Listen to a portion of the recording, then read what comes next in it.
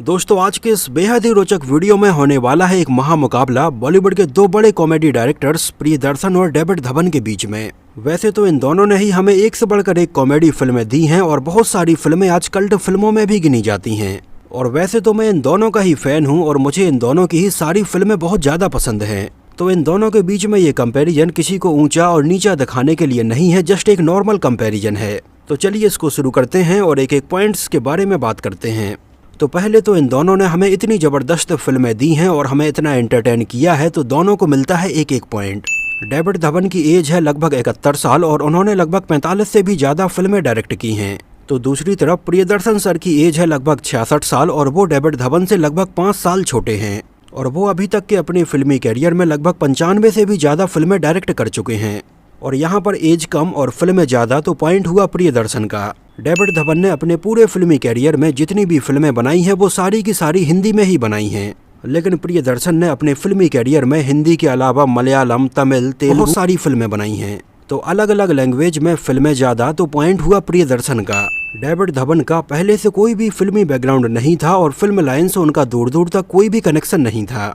उनका जन्म त्रिपुरा के अगरतला में हुआ था और उनके पिता यूको बैंक में मैनेजर के तौर पर काम करते थे। कानपुर उत्तर प्रदेश से उनकी पढ़ाई कंप्लीट हुई और आगे चलकर film and television institute of India से उन्होंने एक्टिंग की ट्रेनिंग ली। हालांकि एक्टिंग की फील्ड में अपने साथ में ही और दूसरे लोगों को काम करते हुए देखकर डेविड धवन को ये जल्दी ही समझ में आ गया कि एक्टिंग उनके बस की बात नहीं है। इसके बाद उन्होंने कुछ फिल्मों में बतौर एडिटर के तौर पर शुरुआत की और कुछ फिल्मों को एडिट किया। बाद में कुछ फिल्मों में असिस्टेंट डायरेक्टर के तौर पर भी काम किया और इस तरह से धीरे धीरे डेविड धवन ने बतौर डायरेक्टर अपने कैरियर की शुरुआत की। तो यहाँ पर डेविड धवन के इतने स्ट्रगल के लिए और जीरो से अपने कैरियर की शुरुआत करके यहाँ तक पहुँचने के लिए एक पॉइंट तो मिलता ही है। दूसरी तरफ प्रियदर्शन सर की बात करें तो उनका भी कोई भी फिल्मी बैकग्राउंड नहीं था और दूर दूर तक फिल्म लाइन से कोई कनेक्शन भी नहीं था।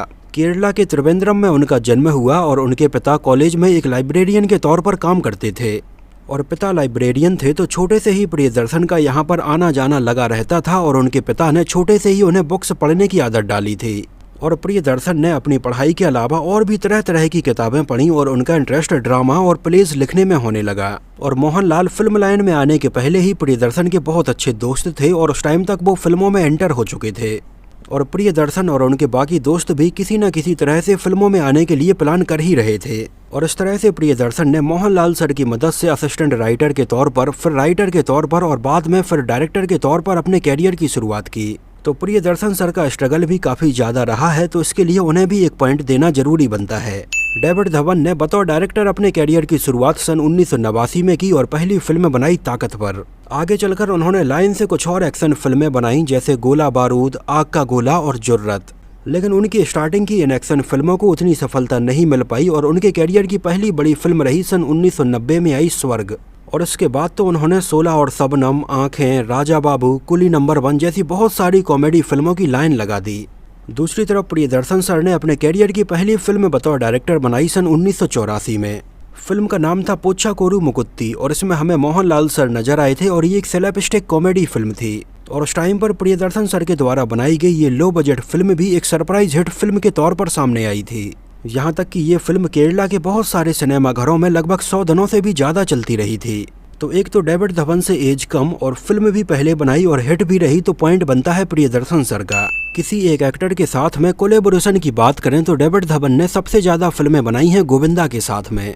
और 90s में तो इन दोनों की जोड़ी का इतना ज्यादा क्रेज था कि डेविड धवन और गोविंदा की फिल्म है तो वो सुपरहिट होनी ही है, इस बात की गारंटी होती थी। तो अपने लगभग पूरे फिल्मी कैरियर में डेविड धवन ने 45 फिल्मों में से 18 फिल्में बनाई हैं गोविंदा के साथ में। कुली नंबर 1, हीरो नंबर 1, आंखें, 16 और शबनम, ऐसी बहुत सारी फिल्में रहीं। हालांकि डेविड धवन ने आगे चलकर गोविंदा के अलावा सलमान खान के साथ में भी बहुत सारी फिल्में बनाई। फिल्म जुड़वा से सलमान खान और डेविड धवन की फिल्मों की शुरुआत हुई और आगे चलकर बीबी नंबर 1, मुझसे शादी करोगी, मैंने प्यार क्यों किया और पार्टनर जैसी लगभग 11 फिल्मों में डेविड धवन ने सलमान खान के साथ में काम किया। तो टोटल 45 फिल्मों में से 18 फिल्में उन्होंने गोविंदा के साथ में और 11 फिल्में सलमान खान के साथ में बनाई। और किसी एक एक्टर के साथ में इतनी सारी फिल्में बनाना और उसमें से ज्यादातर फिल्में हिट बनाना अपने आप में एक बहुत बड़ी बात रही है।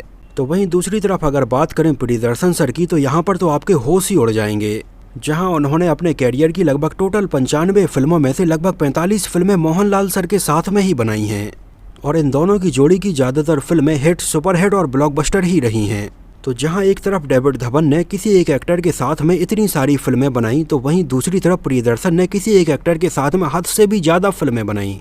तो किसी एक एक्टर के साथ में फिल्में ज़्यादा तो पॉइंट हुआ प्रियदर्शन का। इसके अलावा प्रियदर्शन ने अक्षय कुमार के साथ में भी लगभग 6 फिल्में बनाई और ये सारी की सारी फिल्में हिट रहीं। बात करें अगर इन दोनों के कैरियर में रीमेक फिल्मों की, तो इन दोनों ने अपने कैरियर में बहुत सारी रीमेक फिल्में बनाई हैं, जिसको लेकर समय समय पर डेविड धवन और प्रियदर्शन दोनों के ऊपर ही आरोप लगते ही रहे हैं। जहां डेविड धवन के कैरियर की टोटल 45 फिल्मों में से 32 फिल्में किसी न किसी हॉलीवुड फिल्म का या तमिल और तेलुगु फिल्म का रीमेक रही है। मतलब डेविड धवन ने जितनी भी फिल्में बनाई हैं उनमें से ज़्यादातर फिल्में किसी न किसी हॉलीवुड फिल्म से इंस्पायर्ड रही हैं या बिल्कुल एज इट इज ही कॉपी रही हैं। बस उसमें इंडियन ऑडियंस के हिसाब से थोड़ी और मसाला ऐड करके फिल्में बनाई गई, जो कि लोगों को यहाँ पर बहुत ज़्यादा पसंद आई। इसके अलावा उनकी फिल्म राजा बाबू, कुली नंबर 1, साजन चले ससुराल, लोफर, मैं और मिसेज खिलाड़ी और ऐसी और भी बहुत सारी फिल्में साउथ इंडियन फिल्म का रीमेक हैं। हालांकि ये 90 का दशक था, तब उस टाइम पर ये सारी चीज़ें चल जाती थीं क्योंकि लोगों को इस बारे में इतना पता नहीं होता था। हालांकि ये अलग बात है कि डेविड धवन की ये फिल्में रीमेक फिल्में थीं, लेकिन उनका कॉमेडी का जो सेंस है वो वाकई में बहुत अच्छा था। और यही एक रीजन है कि इन फिल्मों के डायलॉग्स में और सीन्स में उन्होंने हिंदी ऑडियंस के हिसाब से चेंज किए और यहाँ पर ये फिल्में काफ़ी पसंद की गईं। दूसरी तरफ अगर बात करें प्रियदर्शन सर की, तो उनके करियर में भी बहुत सारी फिल्में रीमेक फिल्में ही रही हैं। फिर चाहे 80s हो, 90s हो या फिर 2000 के बाद का समय हो, उन्होंने ज़्यादातर फिल्में रीमेक ही बनाई हैं। 80s और 90s में मोहनलाल सर के साथ में आई उनकी बहुत सारी फिल्में रीमेक ही रही हैं, जिनमें से कुछ फिल्में तो हॉलीवुड फिल्मों का रीमेक थीं और कुछ हिंदी फिल्म का ही रीमेक थीं। लेकिन प्रियदर्शन सर का जो कॉमेडी का सेंस है वो बहुत अच्छा है और फिल्मों में अपने हिसाब से उन्होंने बदलाव करके इनको बनाया। और आगे चलकर उन्होंने 2000 के बाद हिंदी में भी बहुत सारी फिल्में बनाई जो उनकी खुद की ही किसी न किसी मलयालम फिल्म का रीमेक रहीं, या किसी और मलयालम फिल्म का रीमेक रहीं, या फिर किसी हॉलीवुड फिल्म का रीमेक रहीं। लेकिन 2000 के बाद बनाई गई हिंदी में उनकी ये सारी कॉमेडी फिल्में यहाँ पर सुपरहिट साबित हुईं। तो यहाँ पर दोनों ने ही अपने कैरियर में बहुत सारी रीमेक फिल्में बनाई हैं, तो यहाँ पर पॉइंट किसी को भी नहीं मिलेगा। बात करें अगर अवार्ड्स की, तो डेविड धवन ने वैसे तो ऑडियंस का कॉमेडी के मामले में दिल जीता, लेकिन उन्हें बहुत बड़े कोई अवार्ड्स नहीं मिले। अपने पूरे फिल्मी कैरियर में नेशनल अवार्ड तो बहुत दूर की बात है, उन्हें फिल्म फेयर अवार्ड तक नहीं मिल पाया। हालांकि फिल्म आँखें और बीबी नंबर 1 के लिए उन्हें बेस्ट डायरेक्टर के फिल्म फेयर अवार्ड के लिए नॉमिनेशंस मिला था, लेकिन वो ये अवार्ड जीत नहीं पाए थे। लेकिन वहीं दूसरी तरफ अवार्ड्स के मामले में बात करें प्रियदर्शन की, तो उन्हें बहुत सारे और ढेरों अवार्ड मिले हैं। सन 2007 में उनके द्वारा लिखी गई और डायरेक्ट की गई फिल्म कांचीवरम को नेशनल अवार्ड मिला था, और इसके अलावा उन्हें साउथ फिल्म फेयर अवार्ड और ऐसे बहुत सारे अवार्ड मिले हैं। तो यहाँ पर अवार्ड्स के मामले में ये पॉइंट बनता है प्रियदर्शन सर का। इसके अलावा डेविड धवन ने अपने कैरियर में सभी फिल्में केवल और केवल डायरेक्ट की हैं, उन्होंने किसी भी फिल्म को लिखा नहीं है और अपने द्वारा बनाई गई किसी फिल्म को उन्होंने खुद प्रोड्यूस भी नहीं किया है। लेकिन प्रियदर्शन ने अपने कैरियर में बहुत सारी फिल्में लिखी हैं, डायरेक्ट की हैं और खुद प्रोड्यूस भी की हैं। तो यहाँ पर ये पॉइंट भी मिलता है प्रियदर्शन को ही। बात करें अगर दोनों की पर्सनल लाइफ की, तो डेविड धवन के 2 बेटे हैं, रोहित धवन और वरुण धवन।